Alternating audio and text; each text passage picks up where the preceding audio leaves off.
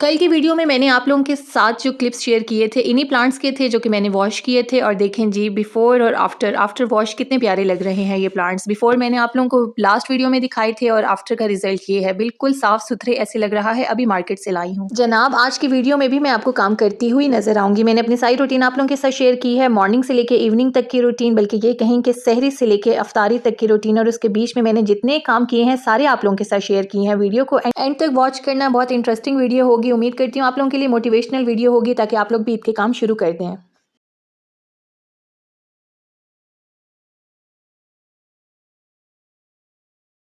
अस्सलामुअलैकुम, कैसे हैं आप सब? मुझे जहाँ कहीं से भी देख रहे हैं, अल्लाह पाक आपको खुश रखे, ढेरों खुशियाँ नसीब करे, आमीन। कल प्लांट्स वॉश करने के बाद के ये क्लिप्स हैं जो कि आज मैं आप लोगों के साथ वीडियो में शेयर कर रही हूँ। पूरे घर में इतने जाले नहीं थे जितने इस पोर्शन में जाले थे, पता नहीं क्यों। शायद मैंने यहाँ से प्लांट्स वगैरह उठाए थे और फिर मेरी आज नज़र पड़ी थी कि यहाँ पर बहुत सारे जाले हैं, हर कोने में ही जाले थे। मुझे अपना सारा घर ही बहुत ज़्यादा पसंद है, बट घर का ये वाला हिस्सा मुझे बहुत ज़्यादा पसंद है, बताऊँ क्यों? वैसे तो सारे घर में मेरी पसंद की सीलिंग हुई है, बट इस पोर्शन में जो ऊपर सीलिंग हुई है वो बहुत प्यारी है और मुझे बहुत ज़्यादा पसंद है। मुझे बताइएगा क्या मैं सही हूँ? मैंने सुना है कि जिस घर में जाले हों उस घर में लड़ाई ज़्यादा होती है, क्या ये बात ठीक है? मैंने कहा मैं भी जल्दी से जाले साफ़ कर लूँ, ये ना हो हमारे घर भी लड़ाई शुरू हो जाए।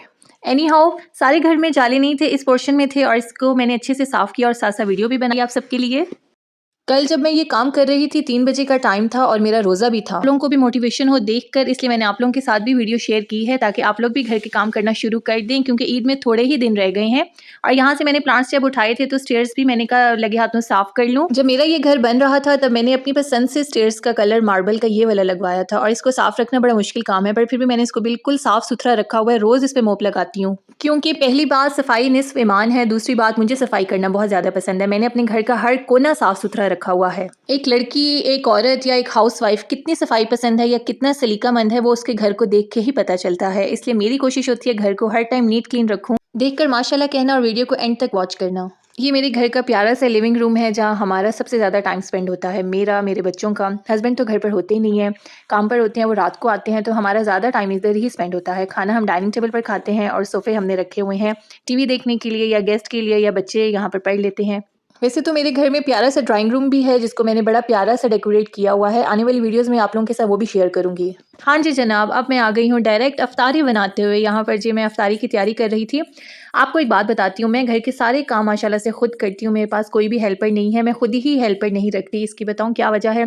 पहली वजह तो ये है कि अगर हेल्पर घर पर आए तो उसके साथ चलना, उसके टाइम के मुताबिक चलना बड़ा मुश्किल काम है। कुछ हेल्पर्स तो बहुत अच्छी होती हैं, कुछ तो बहुत ज़्यादा तंग करती हैं। सुबह टाइम पर नहीं आना, बार-बार उनको कॉल करके बुलाना पड़ता है। इससे बेहतर मुझे लगता है कि मैं खुद ही सुबह उठूँ और खुद ही अपने काम कर लूँ, वो ज़्यादा अच्छा काम मुझे लगता है।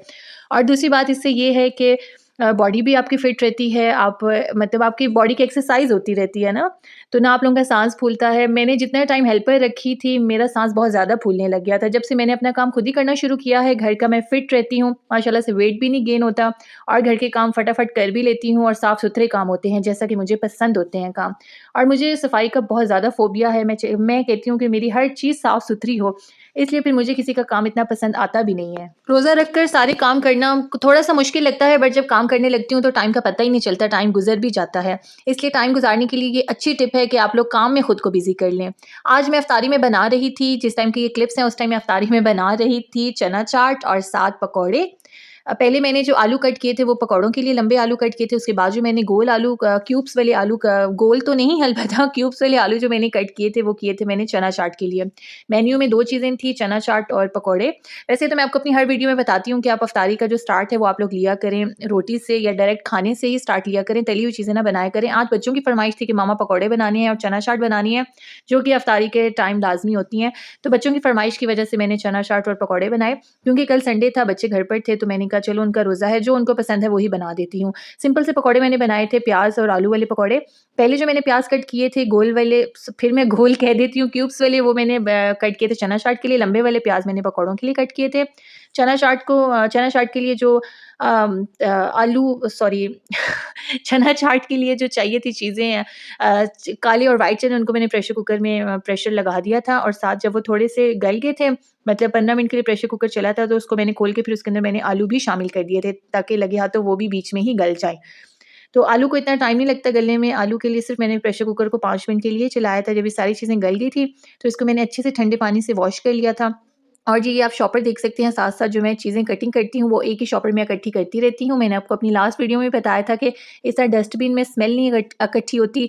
अगर आप ये जो चीज़ें प्याज़ और जितनी चीज़ें इस तरह की हैं जो पानी छोड़ती हैं, अगर आप ये डायरेक्ट डस्टबिन में डालें तो वो अंदर ही स्मेल छोड़ देती हैं और किचन से बहुत गंदी स्मेल आती है। क्योंकि मेरी डस्टबिन किचन में ही पड़ी हुई है, इसलिए फिर मैं शॉपर में ही ये गंद इकट्ठा करती रहती हूँ।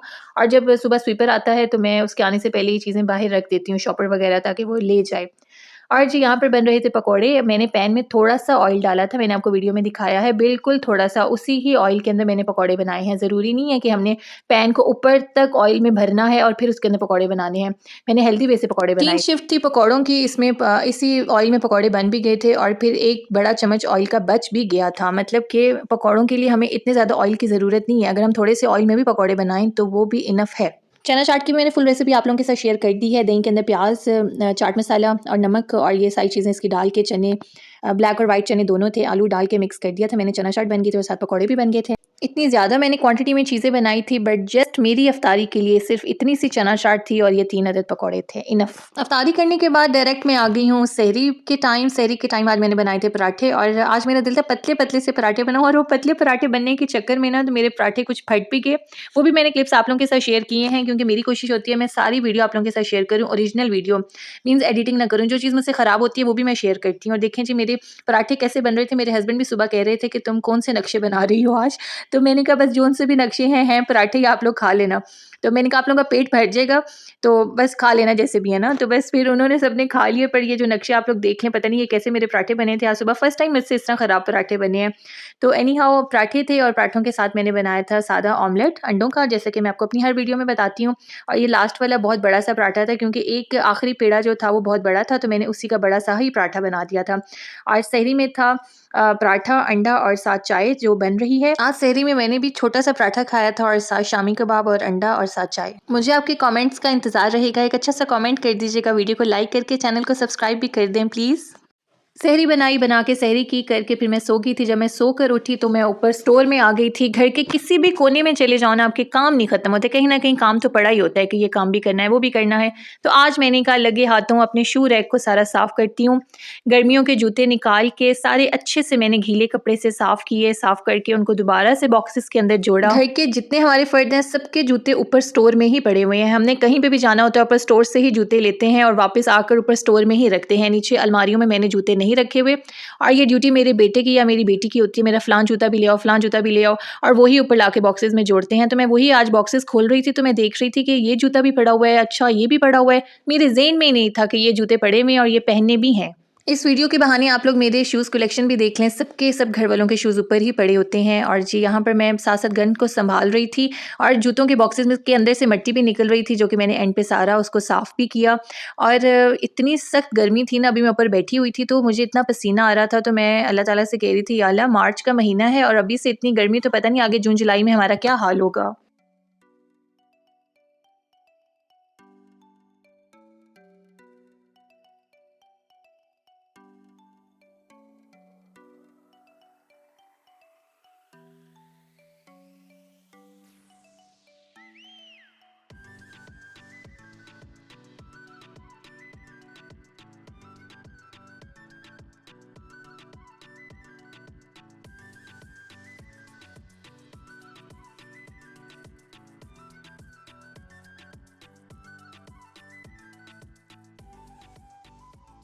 जब मैं ये गन डाल बैठी तो मुझे समझ ही नहीं आ रहा था कहाँ से काम शुरू करूँ और कहाँ पे जाकर इस काम को ख़त्म करूँ। तो बस शुक्र है अल्लाह का नाम लिया और काम करना शुरू किया। गर्मियों के जूते मैंने अच्छे से साफ़ किए। पहले मैंने सर्दियों के जूते साफ़ किए, साफ़ करके मैंने बॉक्सेस के अंदर डाले। फिर मैंने गर्मियों के जूते निकाले, उनको भी अच्छे से साफ़ सुथरा करके फिर बॉक्सेस के अंदर डाले। सबसे ज़्यादा जूते मेरे थे और फिर मेरे हस्बैंड के थे और फिर बच्चों के थे। बच्चों के काफ़ी जूते ऐसे थे जो मैंने डोनेट कर दिए थे, क्योंकि माशाल्लाह बच्चे ग्रोइंग एज में हैं। बच्चों के जूते बहुत जल्दी उनको छोटे हो जाते हैं, इसलिए फिर मैंने बच्चों के जूते साथ साथ डोनेट भी कर दिए थे। कुछ सर्दियों के जॉगर्स ऐसे थे जो कि मैंने वॉश किए, वॉश करके मैंने ऊपर छत पर ही रखे हुए थे। और कुछ जॉगर्स ऐसे थे जो कि मैंने एक नीचे से मैं अपने बेडरूम से एक ऑर्गेनाइज़र लाई थी, जो कि काफ़ी टाइम से ऐसे ही पड़ा हुआ था। मैंने कहा इसके अंदर मैं जॉगर्स को ऑर्गेनाइज़ करके पेटी के नीचे ही रख देती हूँ। तो वो फिर मैंने इसी तरह जॉगर्स को, सारे जॉगर्स को ऑर्गेनाइज़ किया उसके अंदर और फिर मैंने उनको पेटी के नीचे रख दिया था।